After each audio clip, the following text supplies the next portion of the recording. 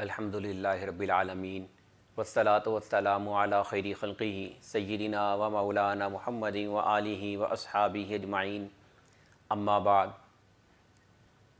رمضان المبارک کا مہینہ بالکل ختم ہونے کے قریب ہے، اب یہ ہم سے رخصت ہو رہا ہے۔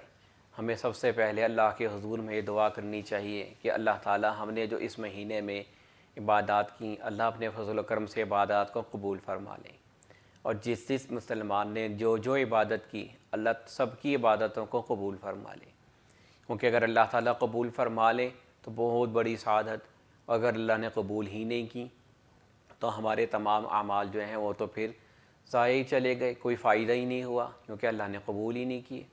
اگر اللہ نے ہمارے اعمال قبول کر لیے تو سمجھ لیں ہم کو وہ عمل جو ہے کارآمد اور فائدہ دے گا۔ بہرحال اب یہ رمضان کا مہینہ اور روزہ ہم سے رخصت ہو رہا ہے، تو دیکھیں میں نے آپ کو آج یہ بات بتانی ہے کہ روزہ دو قسم کا ہوتا ہے، ایک ہوتا ہے چھوٹا روزہ اور ایک ہوتا ہے بڑا روزہ۔ جو چھوٹا روزہ ہے وہ تو دیکھیں صبح کے وقت سے لے کر شام کے وقت تک شروع ہوتا ہے اور ختم ہوتا ہے۔ صبح شروع ہوا صبح صادق سے، غروب آفتاب پر ختم ہو گیا۔ یہ ہے چھوٹا روزہ جو ہم سب آپ رکھ رہے ہیں، اللہ قبول فرما لے، اور اس کے اندر ہم اللہ کے حکم کے پابند ہیں کہ اس وقت کھانا پینا شروع کرنا ہے، اس وقت کھانا پینا ختم کر دینا ہے۔ صبح کا وقت ہے، بس اب اللہ نے بتا دیا صبح صادق ہوگی تو بس کھانا پینا چھوڑ دو، اب ختم، کھانا پینا بھی چھوڑ دو، دیگر خواہشات بھی چھوڑ دو، اور جب شام کا وقت ہوگا، سورج غروب ہوگا، پھر کھانے پینے کی اجازت ہے۔ اب ان کے اندر ہم بے شمار کاموں سے رکے رہتے ہیں۔ اب حضور علیہ الصلوۃ والسلام نے یہاں یہ بھی تعلیم دی، الصوم جنۃ، کہ روزہ جو ہے وہ ڈھال ہے، ڈھال کام دیتی ہے ہم کو وار سے بچنے کے لیے، تلوار ہے اور کوئی نیزہ ہے، اس کے وار سے بچنے کے لیے فائدے دیتی ہے، ہمیں بچا لیتی ہے، تو روزہ بھی ہم کو بچاتا ہے۔ لیکن حضور علیہ الصلوۃ والسلام نے فرمایا روزہ ایسی ڈھال ہے ما لم یخرقھا، جب تک کہ اس کو پھاڑ نہ دے۔ صحابہ کرام نے پوچھا کہ یا رسول اللہ صلی اللہ علیہ وسلم، عام ڈھال تو ٹھیک ہے، پھٹتی ہے، ٹوٹ جاتی ہے، فائدہ نہیں دیتی، روزہ وہ کیسے پھٹے گا؟ حضور علیہ الصلوۃ والسلام نے فرمایا جب تک کہ تم اس کو کسی کی غیبت کر نہ پھاڑ دو، جھوٹ بول کر نہ پھاڑ دو، گویا جھوٹ بولنا، غیبت کرنا، الزام تراشی کرنا، بہتان لگانا، گالم گلوچ کرنا، لڑائی جھگڑا کرنا، یہ ساری باتیں ایسی ہیں جس سے روزہ جو ہے وہ ڈھال جو ہماری ہے وہ ہمیں کام نہیں دیتی۔ تو حضور علیہ الصلوۃ والسلام نے یہاں پر ہم کو گویا تعلیم دے دی۔ اب جو یہ جو چھوٹا روزہ ہے اس کے اندر ہم بچ رہے ہیں، ہم غیبت سے بھی بچتے ہیں، ہم جھوٹ سے بھی بچتے ہیں، اللہ کرے کہ ہم بچیں۔ عام طور پر تو ہماری ایسے حالات اور ایسی کیفیات نہیں ہوتی، ہم اپنی زندگی سے جھوٹ بھی نہیں نکالتے، ہم اپنی زندگی سے غیبت بھی نہیں نکالتے، ہم اپنی زندگی سے گالم گلوچ بھی نہیں نکالتے، ہم اپنی زندگی سے بہتان الزام تراشی بھی نکالتے، ہم اپنی زندگی سے رشوت بھی نہیں نکالتے۔ رمضان کا مہینہ ہے، روزہ رکھا ہوتا ہے لیکن سارے کام چل رہے ہیں، سودی معاملات ہیں وہ بھی چل رہے ہیں، اللہ ہم سب کو اپنی پناہ میں رکھے۔ بہرحال لیکن کوشش کرتے ہیں، بے شمار لوگ ایسے ہیں جو ان چیزوں سے رکتے ہیں کہ بھئی روزہ ہے۔ بہرحال جو یہ جو چھوٹا روزہ ہے یہ ہم کو حرام چیزوں کو بھی استعمال کرنے سے منع کرتا ہی کرتا ہے کہ ہاں یہ جو حرام چیزیں ہیں ان کو استعمال نہیں کرنا، اور اس کے ساتھ ساتھ جو حلال چیزیں ہیں ان تک کے رکنے سے منع کر دیتا ہے۔ تو اسی طرح سے ایک بڑا روزہ بھی ہے، جیسے چھوٹے روزے کا وقت ہے وہ صبح شروع ہوتا ہے، بڑا روزہ جو ہے وہ ہے اسلام۔ یہ انسان اگر مسلمان پیدا ہو رہا ہے تو اس کے پیدا ہوتے ہی اس کا وقت شروع ہو گیا۔ اگر مسلمان پیدا نہیں ہوا، زندگی میں کسی بھی لمحے میں وہ اسلام قبول کر لیتا ہے، بس اس کا سمجھ لیں وہاں سے وہ روزے کا وقت شروع ہو گیا۔ اور اختتام کب ہوگا؟ جب زندگی کا اختتام ہوگا، تو ہمارے اس بڑے روزے کا اختتام ہو گیا۔ تو اب اس کے اندر جیسے ہم نے چھوٹے روزے کے اندر اللہ کی حلال کردہ چیزوں کو بھی نہیں استعمال کیا، ان سے بھی ہم رکے، حرام سے تو رکنا ہی رکنا ہے، حلال سے بھی رکے، ایسے ہی ہم نے اپنے بڑے روزے میں دیکھنا ہے کہ اللہ تعالیٰ نے ہمیں کن چیزوں کے کرنے کا کہا اور کن چیزوں کے کرنے سے ہمیں اللہ نے منع کیا کہ تم نے یہ کام کرنا ہے، تم نے یہ کام نہیں کرنا۔ تو جب ہم اپنے آپ کو ایسی تربیت لے کر آئیں گے تو سمجھ لیں کہ ہم کو پتہ لگے گا کہ ہاں واقعتاً ہم نے کن چیزوں کو دیکھنا ہے، کن چیزوں کو اپنے اندر ڈھالنا ہے۔ ہمارے ایک بہت بڑے بزرگ گزرے، حضرت شاہ غلام علی دہلوی رحمۃ اللہ علیہ، نقشبندی سلسلے کے بزرگ ہیں، دلی میں ان کی خانقاہ تھی۔ ان کے زمانے میں جو بادشاہ تھے نواب میر خان، انہی کے مرید بھی تھے۔ ایک مرتبہ ان کو پتہ چلا کہ حضرت کی خانقاہ میں تو 500 افراد آتے ہیں کھانا کھاتے ہیں۔ حاضر خدمت ہو کے بہت بڑا کثیر نذرانہ لے کر کہ حضرت اس نذرانے کو قبول کر لیں، آپ کے یہاں استعمال ہوگا۔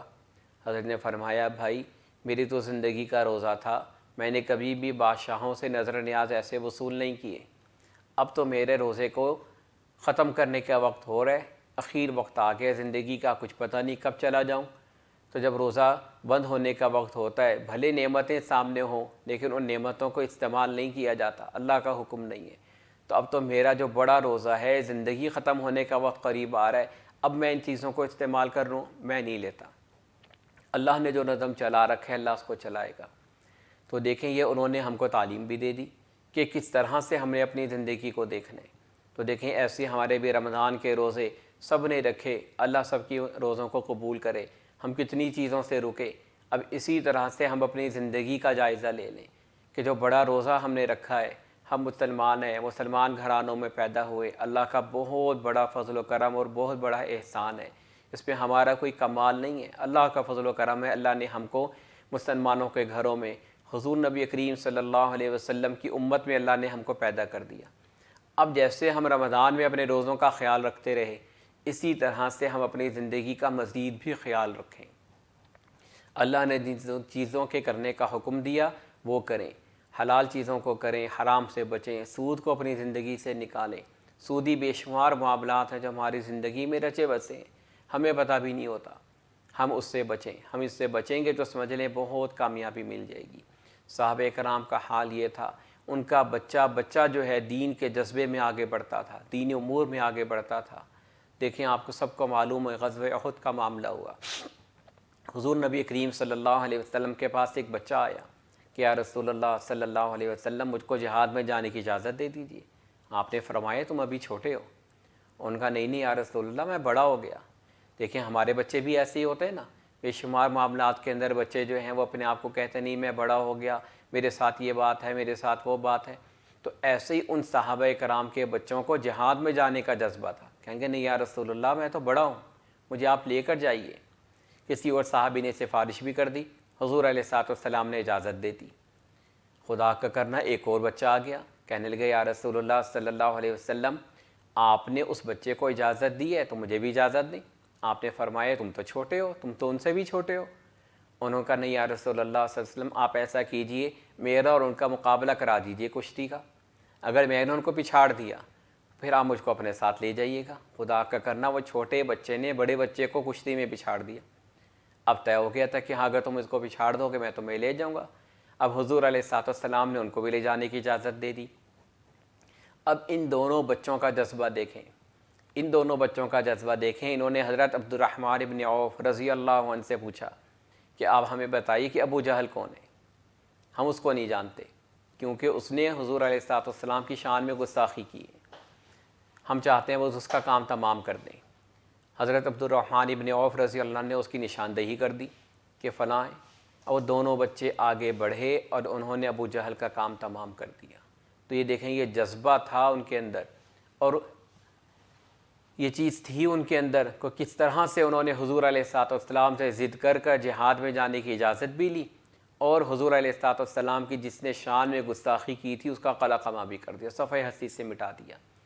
تو دیکھیں اگر یہ جذبہ ہم اپنے اندر پیدا کریں، بے شک صحابہ کرام تھے وہ تو حضور علیہ الصلوۃ والسلام کی مجلس کی برکت تھی، ان کو وہ چیز حاصل تھی، ہم ان کی نقل تو کر سکتے ہیں۔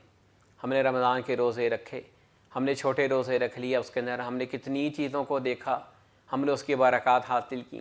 ایسے ہی جب ہم بڑا روزہ رکھیں گے جو کہ ہم نے رکھ تو لیا لیکن ہم اس کا خیال نہیں کر رہے، جب اس بڑے روزے کا ہم خیال کریں گے، حلال کو حلال سمجھیں گے، حرام کو حرام سمجھیں گے، قرآن پر عمل کریں گے، حدیث پر عمل کریں گے، صحابہ کرام کی زندگی کو دیکھیں گے، اہل بیت کرام کی محبت کو اپنے دلوں میں لے کر آئیں گے، اہل بیت کے نقش قدم کو دیکھیں گے، اہل بیت رضی اللہ عنہم جو تھے ان کے جب ہم نقش قدم کو دیکھیں گے تو ہم کو اس کی بہت زیادہ برکات ملیں گی، جب ملیں گی ہم کو اپنی زندگی میں اس کا فائدہ ہوگا، اور وہ فائدہ ہم کو آخرت میں کام آئے گا، کیونکہ دنیا دار العمل ہے، یہاں عمل کریں گے آخرت میں اس کی جزا ملے گی۔ اللہ تعالی ہم سب کے تمام اعمال کو جو ہم نے رمضان کے مہینے میں کی، اللہ سب کے اعمال کو قبول کرے، ہمیں مزید عبادات کی توفیق نصیب فرمائے، اور رمضان کے بعد بھی اپنی زندگی کو حضور نبی کریم صلی اللہ علیہ وسلم کے مبارک طریقوں کو اور صحابہ کرام کے نقش قدم پر چلنے کے مطابق زندگی گزارنے کی توفیق نصیب فرمائے۔ وما علینا الا البلاغ المبین۔